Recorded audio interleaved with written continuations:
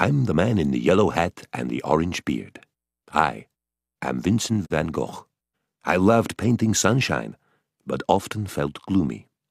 I never sold a painting, but today my work is loved and admired all around the world.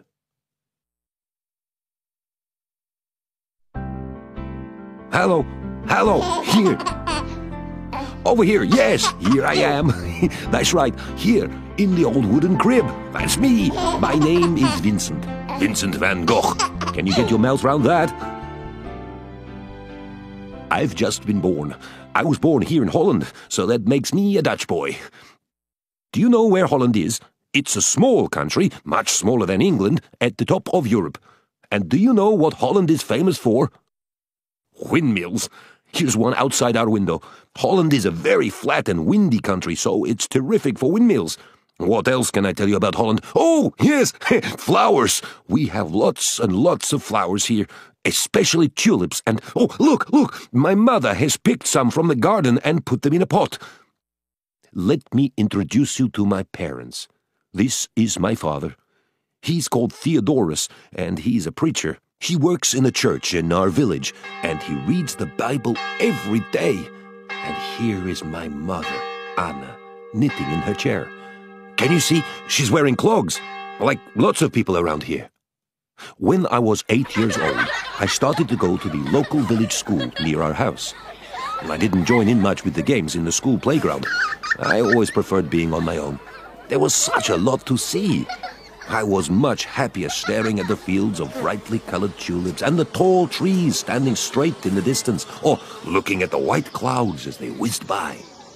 Sometimes I would look for beetles or spiders, or just watch birds as they collected twigs and food. But always alone, always looking, seeing for myself, by myself. After I had finished school, my uncle helped me to get my first job, working in his art gallery in The Hague, one of Holland's biggest cities. The gallery bought and sold paintings and drawings, and it was here that I started to learn about artists and the different sorts of pictures that they painted. After a few years in the art gallery, I got bored and decided to try something different. I really didn't know what I wanted to do. I became a teacher in a boarding school in England. I taught French, German, and even English, but here I'm teaching a maths lesson. On a visit home to Holland to see my parents, I began to read the Bible every day, just as my father always did. I read about Jesus and his mother Mary, and after thinking about it, I decided I really wanted to become a preacher, like my father, so that I could help the poor and ill people and live my life in the service of God. But it didn't really work out, and I gave up after a short while, still not knowing what to do, still looking for something. But how can you look for something when you don't know what it is? I had tried lots of jobs. None of them made me happy. What did I really want to do with my life? I thought and thought. And then it came to me. Painting. I'd looked enough.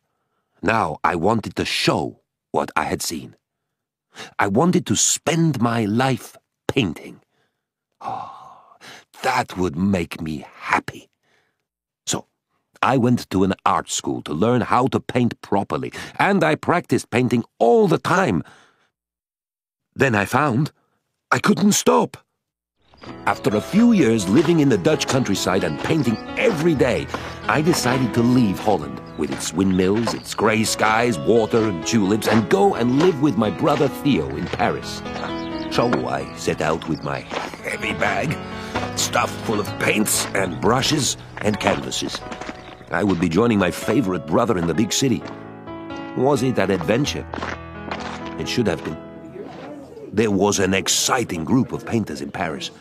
My brother, who knew some of these painters, arranged for me to meet them. Now that photographs could make pictures look so real, painters had to find new ways to make pictures. We discussed new ideas and new ways to paint. The great Paul Gauguin shaking my hand in this picture here became an especially good friend of mine, and we often stayed up late arguing about new ways to paint. My brother Theo was 3 years younger than me, and we were always the best of friends. He had a good job and often gave me money because no one was buying my paintings. In Paris, we shared a place in the middle of town, and, oh dear, I think Theo got a bit annoyed with me and my messy ways. I'd never clean up. He is very neat and tidy and well organized and likes everything in its place. After 2 years in Paris, I wasn't getting on at all well with Theo, and I found I missed the flowers, the fields, and the animals of the countryside. But I longed to get some sunshine into my pictures, so I went south to a French town called Arles, where I found that the hot sun made me look at colors in a different way. I started to paint pictures full of sunshine. Look at this. This is one of my favorite pictures. It's my bedroom in my new hometown of Arles. It is a very cozy room with a comfy bed, and I've got an extra chair from my friend Gauguin. And it's full of color. My room. My way of seeing it. Who cares if nobody buys it? It's mine anyway.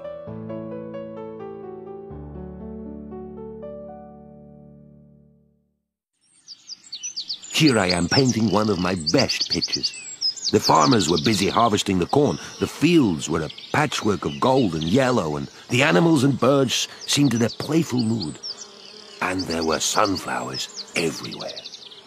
Sun and flowers. I was so happy I painted pictures as fast as I could. Sunflowers. Oh, I love them. When I knew my friend Gauguin was coming to visit, I went out and I picked 14 big, fat, heavy, oily yellow sunflowers from the field and painted this picture for him to hang in his room. I used huge squirts of yellow paint for this, and I splodged the paint on very thickly. It's like the sunflowers had trapped all the warmth and color and power of the sun. Today, it is one of the most famous paintings in the world. Then, nobody cared that much. Even though I preferred the country life to the city, and my painting gave me great pleasure, at the same time I sometimes felt rather gloomy and sad. I can't explain why. I used to stay up in the local cafe, talking with people until late in the night. One of those people was my friend Paul Gauguin, the one I gave the sunflower picture to. After I met him in Paris, he came down to Arles so that he could paint with me. We enjoyed the bright colors and warm weather together. But we both had strong ideas about things, and we often argued. He thought he was a better artist than me, and that really got to me. Who cares who's a better painter? Who cares about whether you can make money from painting? I just do it, that's all. I can't stop. After a particularly bad row with Paul, I was in a terrible state. I went back to my room in the house where I lived and, well, then I cut my ear. A bit came right off. I felt very, very bad, and I can't explain why I did it, but I just felt I had to do it. Well, after that, I knew I needed to get some help, so I asked if I could go and live at the nearby hospital.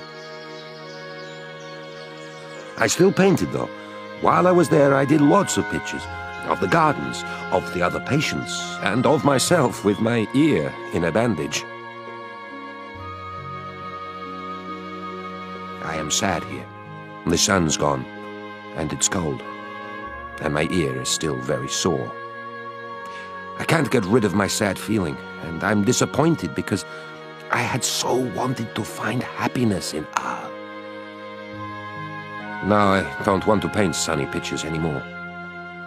By the way, have you noticed that I painted myself with the bandage on the wrong ear? That's what happens when you paint your reflection. Try it for yourself. Go to a mirror and hold your right ear. In your reflection, you're holding your left ear.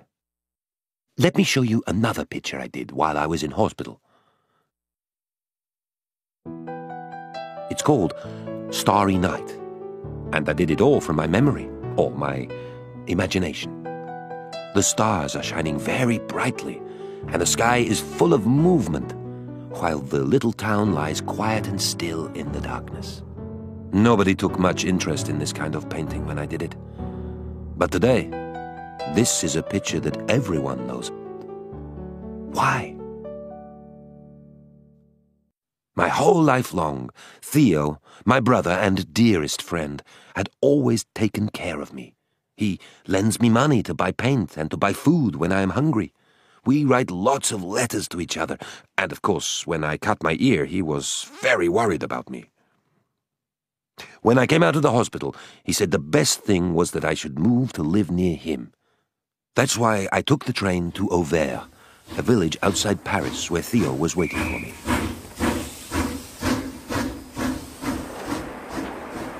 He knew a nice, kind doctor who lived in the village of Auvers with his daughter. His name was Dr. Gachet, and he was a great art lover. He welcomed me into his house and promised Theo he would look after me. This is my portrait of Dr. Gachet. People say he looks gloomy there, with the plants that he uses to make medicine. I just say this is Dr. Gachet as seen by me, Vincent Van Gogh. I painted a lot when I was at Dr. Gachet's, but it didn't cheer me up. I still wasn't feeling well in my head, and I was very muddled up.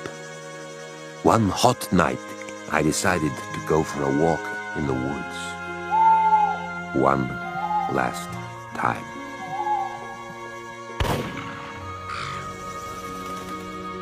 I was only 37 years old. Here's Gachet and his daughter and Theo with me afterwards.